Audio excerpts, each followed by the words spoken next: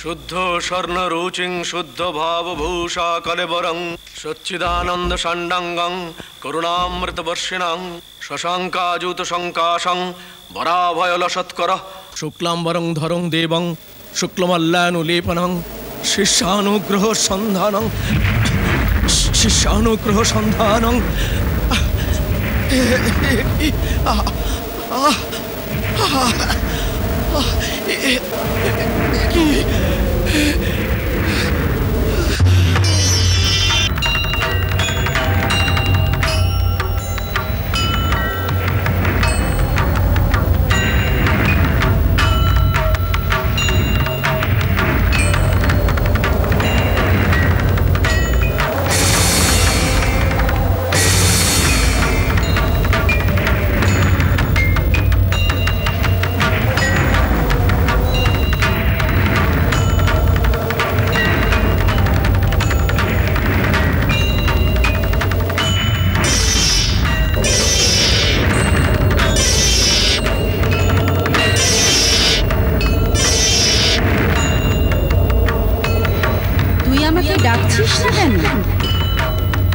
আমার মন্দিরে বসে তুই কার কাছে উদ্ধার চাস? শোন, আমি নিত্য স্বরূপা, এই জগৎ আমারই মূর্তি, এই অখিল ব্রহ্মাণ্ড আমার ব্যাপ্তি। আমি পরম ব্রহ্মে নিত্য বিদ্যমান। তোর যদি আমার কৃষ্ণ রূপে মন থাকে তুই সেখানেই থাক, আমার পুজো তুই করবি না। আমাকে যে অবিশ্বাস করে আমি তার পুজো নিই না, আমি তোর পুজো নিই না, আমি তোর পুজো নেব না। কথা শুনিস? যদি না শুনিস তাহলে আচার বহির্ভূত সেবা পরাধে তোর ভয়ঙ্কর ক্ষতি হবে। তোর সন্তানকে আমি টেনে নেব, তোর সন্তানকে আমি টেনে নেব।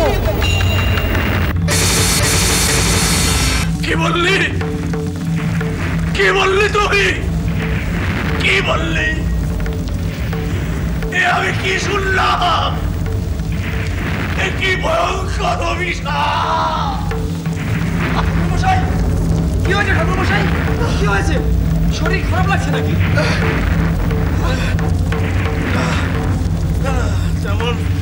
তেমন কিছু আসলে একটা বিপ্র এই তো এখানে বসে সন্ধ্যা আমি করছিলাম।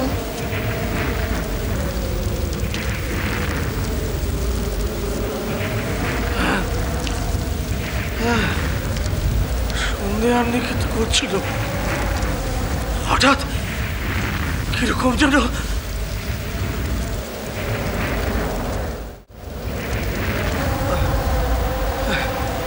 এসে যাকে। আচ্ছা, তোমাদের ওই রানীমা তার মেয়েরা কি এখনো বিষ্ণু মন্দিরে?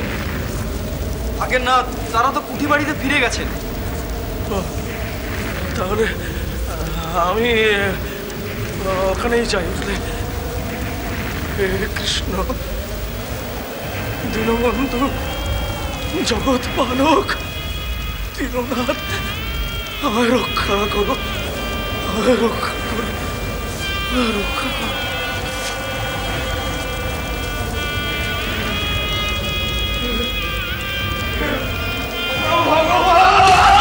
ঠাকুরমশাই, ঠাকুরমশাই, ঠাকুরমশাই, কি হয়েছে? ঠাকুরমশাই, ঠাকুরমশাই!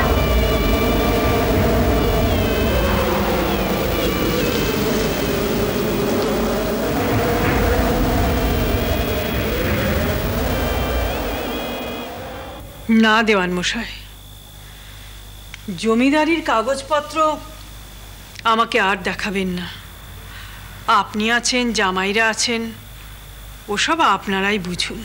সে কি রানীমা, আপনি থাকতে আমরা? হ্যাঁ দেওয়ান মশাই, আমি আমার শেষ সিদ্ধান্ত নিয়েছি। আমি আর এই বিষয়ে নিজেকে জড়াবো না। এ তো অনেক হয়েছে, আর নয়। আপনার মনের ভাব আমি বুঝতে পেরেছি রানীমা, কিন্তু আমার সংশয় অন্যত্র। এত বড় বিশাল জমিদারির অর্থমূল্য নেহাত তো কম নয়। এখন আপনি যদি পাশ থেকে সরে দাঁড়ান তাহলে আমার ক্ষমতা কতটুকু আপনার ওই প্রবল পরাক্রান্ত জামাইদের সন্তুষ্টি সাধন করা? হ্যাঁ, আপনার ইঙ্গিত আমি বুঝেছি। আমার বলতে দ্বিধা নেই রানীমা, যে বুদ্ধি এবং সহনশীলতার সাহায্যে আপনি ওদের বৈষয়িক দ্বন্দ্ব মিটিয়েছেন, বলা চলে যে পরাক্রমে বাগে ঘড়ুতে আপনি এক ঘাটে জল খাইয়েছেন, তা কি আর কারো পক্ষে সম্ভব? আপনি কি বলেন দেওয়ান মশাই? আমি আর কতকাল এভাবে করব? না না, আমি আর একদম পারছি না। তাছাড়া কদিন ধরেই আমার মধ্যে একটা বোধ কাজ করছে, আমি তো আর অনন্ত আয়ু নিয়ে আসিনি। আমি তো চিরকাল এই কুবেরের ধন আগলাতে পারবো না। আগে তা অবশ্য ঠিক রানীমা। তবে আপনি নিশ্চিন্ত থাকুন, আমি একবার সরে গেলেই সব কিছু আবার ঠিক ঠিক নিয়মে চলবে।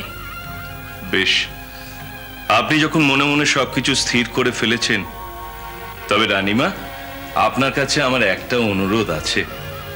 দেখুন, এই বিষয় আশয়ের কাজ থেকে আপনি আমাকেও রেহাই দিন, কারণ আমারও তো বয়স বাড়ছে। একদিন আপনার নির্দেশ মতোই আমি সবকিছু টেনে এসেছি, শুধু আপনার কথা ভেবেই। এখন আপনি যদি পাশ থেকে সরে দাঁড়ান, তাহলে কি এই বিষয় আশয়ের কাজে আমার থাকা ঠিক হবে রানীমা? এ কি আপনার আমাকে আটকাবার ছল?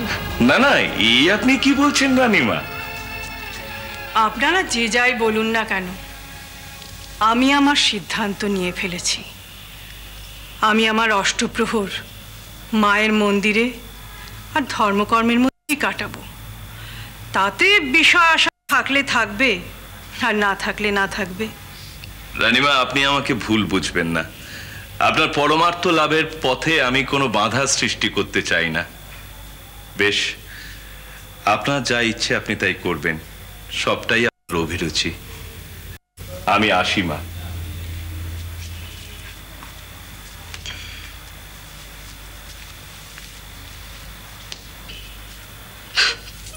কি রে,